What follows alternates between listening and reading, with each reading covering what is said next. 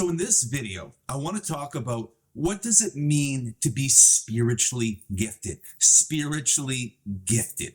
This is something obviously that people are talking about all the time. Spiritual gifts, coming into your spiritual powers. I'm an oracle. You know what I mean? I'm able to access other dimensions. You know, I'm a clairvoyant in these sort of ways. All these sort of like spiritual gifts. But what does it actually mean?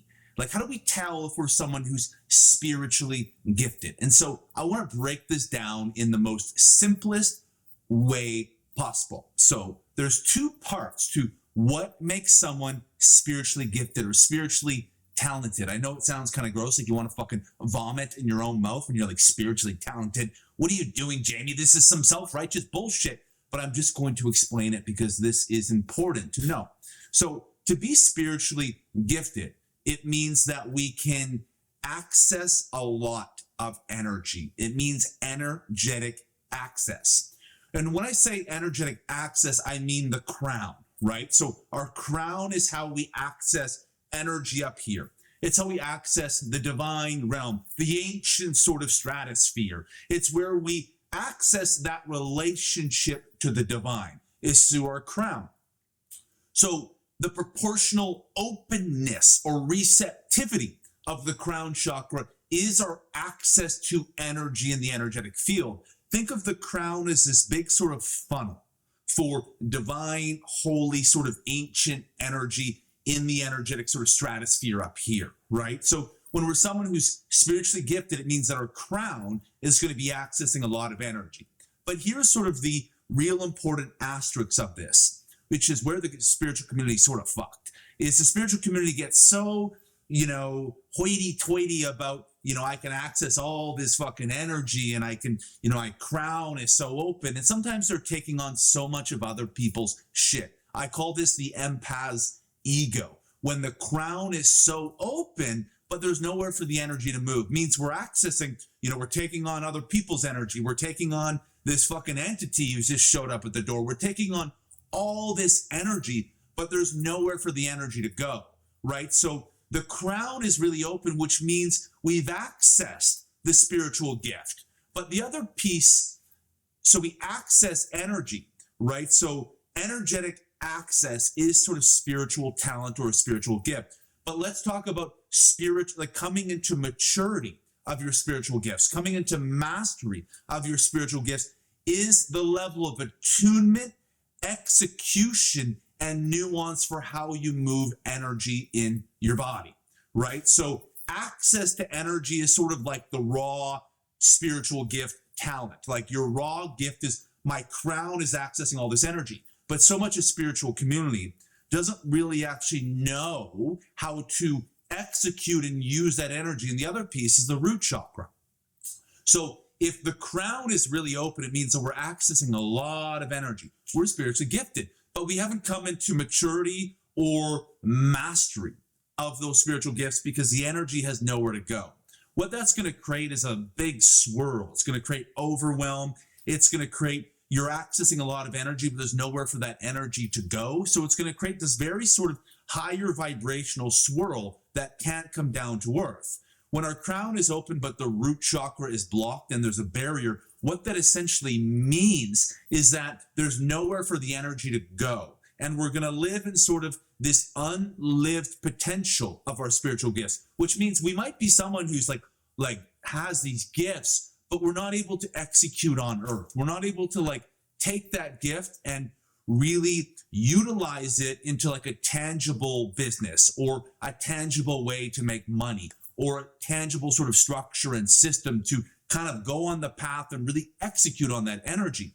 And so the second part of being spiritually gifted is, again, the attunement and the mastery for your capacity to move energy in your body. Right? So that's the openness of the root chakra. So to be spiritually gifted means two things. There's an entry point for energy, the crown, and there's an exit point, which is going to be your hands, your feet, and your root chakra, right? So when we're someone who's spiritually gifted, it means we're accessing a lot of energy and we have a mastery for it to move through our body. What it means is we have an entry point for energy and an exit point for energy in the body. What that means is that we can be a vessel. We can be this embodied channel and vessel, and it means that we're constantly transmuting and alchemizing energy. It means our crown is constantly accessing more energy that we're able to digest and sort of move through the body as sort of this sacred river to release back into the earth. What that means, when there's a proper entry point and an exit point, which is really spiritual integration and true spiritual embodiment, it's true descent to ascent, is that now the gifts that we're accessing begin to become alchemized on earth, that we're able to be grounded in our powers. We're able to hold our powers in a regulated nervous system. If the root isn't open and we're accessing the crown, we're going to experience nervous system dysregulation, probably things like ADHD, probably things like overwhelm, probably things where we're going to be really scattered, probably things where we're not going to be connected to our cock or our womb, our actual potency to really sort of double down and ground things into earth. We're just not going to have the capacity for it. So we need an entry point and an exit point. The entry point for energy is the crown. The exit point is the hands, the bottoms of the feet, and the root chakra. What this means is that we're accessing large volumes of energy, and the energy now is an exit point, which means that we're continually ascending. We're continually jumping timelines in a very grounded way. We're continually growing, transforming, alchemizing, moving into sort of a deeper foundational embodiment of God. It means that we're someone who can alchemize really, really quickly. And it's not in this sort of, I did ayahuasca and oh my God, I just got all these downloads. It's your body's tapped into a process of energetic entry and energetic exit. Means you're able to access the full potency and volume of energy, which means the energy you're accessing is from the ancient sort of realm. And you're able to really bring it and transmute it down on earth. What happens is God sort of begins to understand, oh, this person's body and vessel is really sort of tapped in sort of the energetics of God and the frequency of flow. And now what's happening is God kind of becomes your therapist and begins to feed you more energy. Oh, he or she is ready.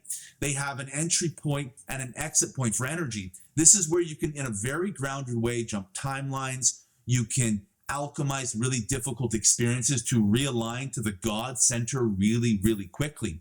And now your body, your whole entire vessel is sort of tapped into sort of this God timeline, is what I like to call it. The paradigm of Christ consciousness, the timeline of the God timeline, which is where energy is able to move into the earth. So it's basically the collision of heaven on earth. It's a collision where the cosmic realm is able to ground and reach the earthly realm.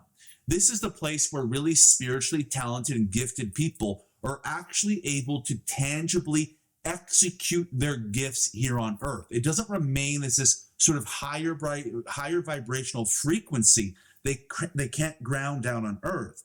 Now we begin to experience sort of the cosmic realm in our body at rest. In a very regulated nervous system, we can ground the energy down to earth, and we have this real anchoring and foundation where we can continually access large volumes of energy and digest, transmute, alchemize, and bring the energy down through an exit point to create a deeper foundation. So what happens is the energy exits the body, the foundation underneath us, with our hips, with our pelvic floor, with our lower chakras, just the ground beneath us, it's getting wider, like this big reservoir that's able to hold more and more energy. Now the foundation is continually expanding, which is creating more of an opening for the crown. So the crown's like, oh shit, I can continue to open more and more. And the last piece that I'll say is that when our crown chakra is really open, but our root is blocked, it actually means that our crown chakra is not truly open. It means that it's open in sort of a spiritual ego sort of way. It means that it's open through a lack of boundaries. It means it's open where we're constantly allowing so much energy in and we're moving so much of our energy out, because the crown won't really truly open in a spiritually embodied sovereign way until the root chakra first begins to open. When the root chakra begins to open, now energy has an exit point. And the crown's like, oh shit, I'm really able to open in sort of this sovereign way. So to be spiritually gifted means two things. It means that energy has an entry point, the crown chakra, and an exit point, the root chakra, the hands, and your feet. To be spiritually gifted means you can access large volumes of energy in your body. So being spiritually gifted means access to energy.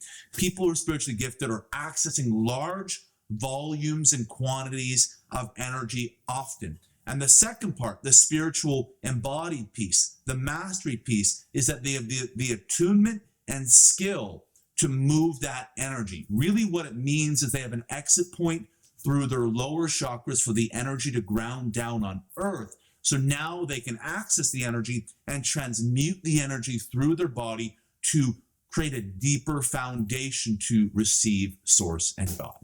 Thank you so much, everyone, for watching this video on what does it actually mean to be spiritually gifted, because this is something where people talk about and we don't often know what it actually means. So thank you so much for watching this. Please be sure to like this video, to comment on this video if there is something that you resonated, and subscribe to my channel if you haven't already. Thank you so much, everyone, and we'll see you in the next video.